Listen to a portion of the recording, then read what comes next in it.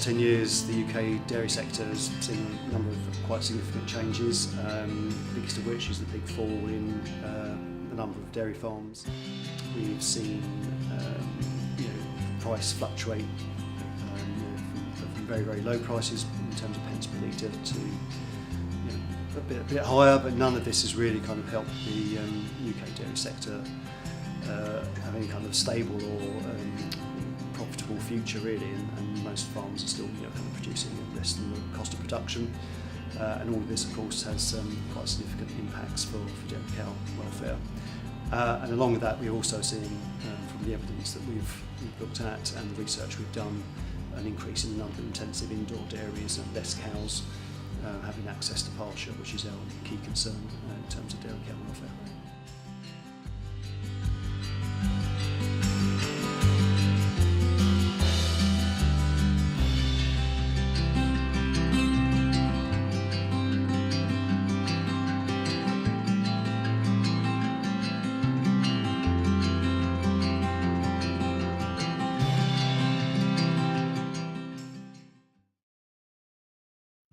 I'm Mike Davis.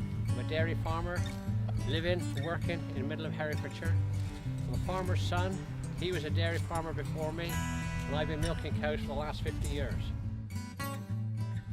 2 years ago, we were on 33 pence a litre for every litre we produced.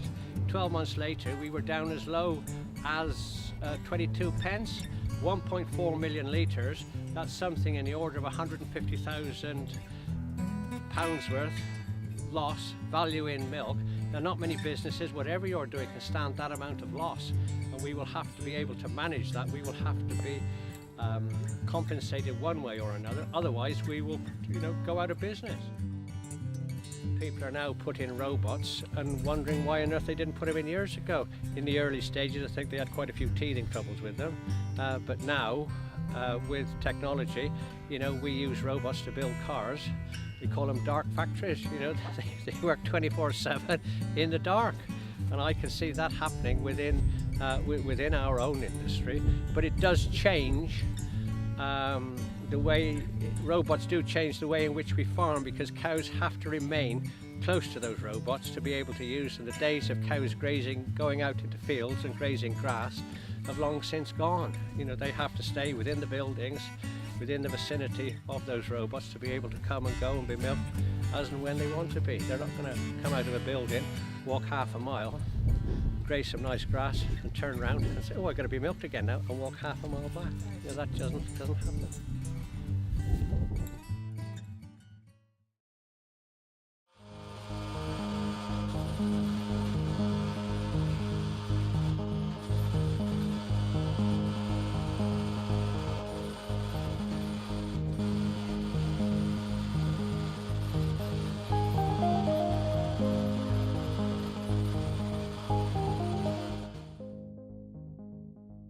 Small family dairy farm has always been the love of my life.